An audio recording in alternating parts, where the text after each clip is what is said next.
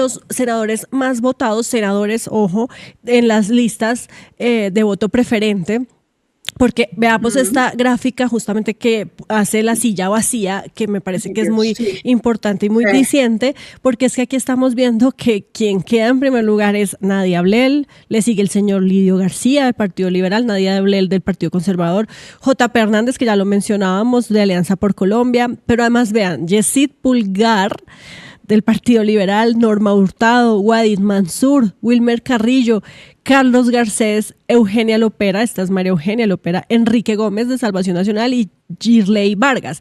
Sacando ahí a uno o dos, Laura, pues lo que uno ve es que estos senadores más votados no son votos de opinión, sino que es pura maquinaria. O sea, ¿cómo se explica uno que uno de los más votados sea, por ejemplo, Wadid Mansur? Siempre lo son, siempre lo son. Casi siempre los senadores más votados terminan siendo gente de estas maquinarias. Eso sí es clarísimo. Con contadas excepciones, entonces en algún momento Jorge Robledo fue de los senadores más votados, pero son coyunturas donde la gente, porque tienen unas maquinarias de votos muy estables y también están en regiones donde la tradición política es una tradición de maquinaria. Son regiones donde ha sido imposible que aparezcan figuras más programáticas o más de opinión, porque la gente literalmente vive de la transacción con el político de turno. Entonces, por ejemplo, si Nadia Ablel no es senadora, hay un montón de gente que queda sin trabajo, literalmente, contratistas de todo tipo, o sea, tanto con órdenes de prestación de servicios chiquitas que dicen yo ya no voy a tener contrato nunca más, entonces pues evidentemente eso es complejo, o terminan con otras cosas pues peores, ¿no? Como contratistas ya grandes de obra pública, etcétera, que si no apoyan a esta maquinaria política pues se quedan por fuera de la contratación estatal. Laura, saludando también al compañero de allá atrás, que me sorprendió ahorita que pegó ese salto tan impresionante. El compañero de allá atrás. ¿Cómo se llama? Ferrero. ¿Febrero? Uy. Es el Michi analista. No, Ferrero. Como chocolate. Ah, ok. Sí, ese salto que pegó también, hay que decirlo. Pero yo también quisiera preguntarte por algo que también me dejó un sinsabor de ayer. Y es que pues aquí estaba revisando pues algunas de las cifras, no hay consolidadas todavía, se siguen reportando, pero hubo muchos altercados, o sea, todo este caso del tema de los buses llenos de venezolanos que venían a Colombia a votar, en Arauca como cogieron una finca llena de estos personajes listos para votar al otro día, toda la gente que cogieron con plata y con publicidad electoral. ¿Cómo viste el tema del manejo que le dio la registraduría y por supuesto todas estas denuncias alrededor de incluso congresistas o candidatos que votaron y después de votar fueron capturados? Mira, yo creo que lo que le tocó al registrador en estas elecciones fue durísimo, porque nunca antes un presidente de la República había confrontado el sistema electoral de esta manera, el software, el escrutinio, cosas con detalles que son muy difíciles de comprender para la opinión pública y que obligan al registrador, por ejemplo, a explicar, y que eso crea una sensación sobre el sistema electoral de desconfianza que no es buena, evidentemente, para la democracia. La gran noticia en ese sentido es que yo creo que la registraduría lo hizo muy bien. O sea, hizo muy bien. No es la primera vez que Colombia tiene elecciones en este tipo de contexto, las hemos hecho muchas veces. El sistema electoral en esa parte, que es la parte del registro, sigue siendo un sistema muy sólido y creo que ayer se demostró. Ahora, vamos a la otra parte.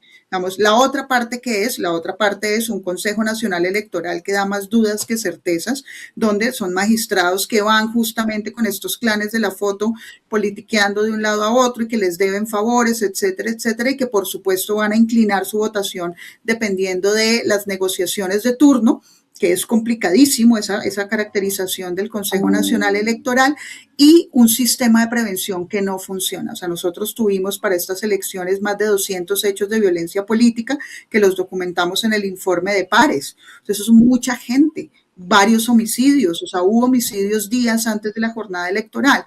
¿Quién tiene la cabeza de ese sector de protección? Es Ministerio del Interior. Y creo que ahí sí hay un llamado a un muy mal trabajo realizado, no en el día de las elecciones, porque sorpresivamente me parece que El despliegue de ayer fue un gran despliegue, o sea, nunca habíamos controlado tanto como controlamos la frontera, nunca habíamos tenido tantos testigos, y te lo dice una persona que ha estado 20 años monitoreando las elecciones en Colombia, desde la MOE cuando éramos chiquititos hace 20 años hasta hoy, y nunca había habido tanto despliegue, digamos, y tanta preocupación conjunta de la sociedad por los resultados electorales. Entonces, eso es bueno, ojalá mantengamos el énfasis y el foco de los testigos electorales, de los jurados, de la capacitación, etcétera, pero donde necesitamos sí o sí mejorar es en esas, primero en las compras de votos, en la corrupción previa al día electoral, pero también en la violencia política que está afectándonos muchísimo y que las próximas elecciones que son regionales van a estar signadas por lo mismo.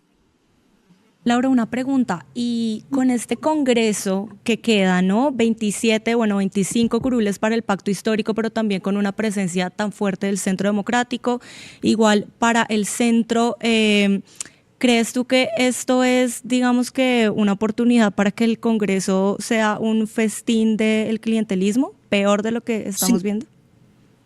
Sí, no sé si peor.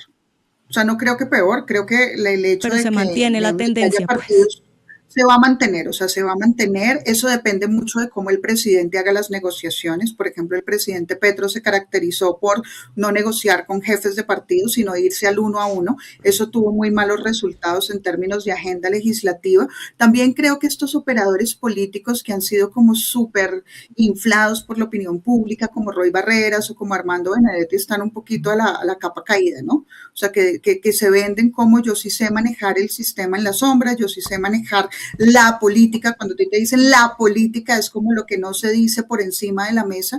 Yo creo que están un poquito a la baja y el próximo presidente debería considerar seriamente volver a una negociación mucho más pragmática, mucho más partidista, con las cartas encima de la mesa, con jefes de partidos políticos, o sea, con las jefaturas de los partidos políticos, y evitar el 1 a 1.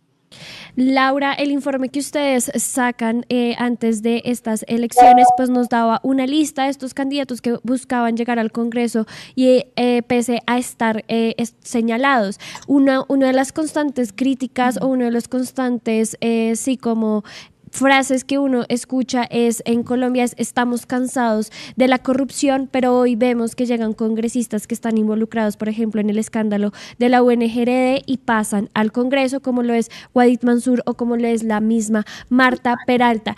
Podemos ver que en Colombia no se castiga la corrupción, que seguimos premiando toda esta lógica de la maquinaria como ustedes lo preveían en ese informe.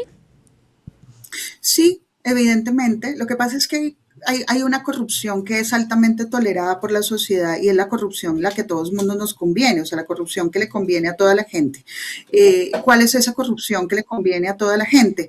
Esa que te dice, bueno, yo tengo 4 órdenes de prestación de servicios, con una orden de esas come la mitad de la familia, con la otra yo garantizo la financiación política de mi campaña, y ahí se crean como una especie de economías de escala y paralelas de las que literalmente vive mucha gente, y eso tú lo notas en los despliegues electorales, o sea, buses, contrataciones públicas, obras, vías, todo, o sea, todo eso gira alrededor de esa manera de hacer política. Esa corrupción usualmente está en un límite entre lo legal y lo ilegal. Entonces, tú tienes 2 opciones para pelear contra eso. Digamos, una opción, que es la que Colombia siempre ha hecho, que dice el problema es de las personas. Entonces, la solución es cambiar a las personas, cambio unas por otras. Y nosotros hemos cambiado personas las veces que tú quieras. El Congreso de hoy es un Congreso completamente nuevo si lo comparas hace 35 años, pero desafortunadamente las mismas prácticas y los mismos sistemas están ahí. Entonces, yo creo que Colombia tiene que pasar solamente de un enfoque punitivo contra la corrupción, que está muy bien, el castigo siempre nos gusta y viene bien, a un enfoque de prevención. Y eso implica, por ejemplo, revisar o regular, que es lo mismo que a veces uno propone con los mercados de drogas. Hay que regular cosas que son intrínsecas de nuestro sistema. Entonces, por ejemplo, esa nómina paralela del Estado. Entonces, la gobernanza, cuántas personas puede poner cada partido cuando cuando hacen gobierno. Definitivamente yo creo que eso lo tenemos que poner con reglas claras encima de la mesa en una negociación seria, y así nos evitamos ese tráfico de hojas de vida y que el Congreso sea la bolsa de empleo más cara que ha pagado Colombia en su vida. Podríamos empezar por ahí. Ayúdanos a seguir con nuestra labor periodística a través de nuestro NECI 310 779-3518. Se está evaluando es que más adelante sí sea para todos. Lo que necesita el país. Pedí que me sacaran de allá. Un agradecimiento a todos por su sintonía aquí en el tercer canal. Métase en la mente de un delincuente, de un ladrón. A una nueva entrega de periodismo sin corrección. Pasión todo locura y estamos muy contentos. De las calles del sur. Digo, la señora, ¿me da un expreso, por favor?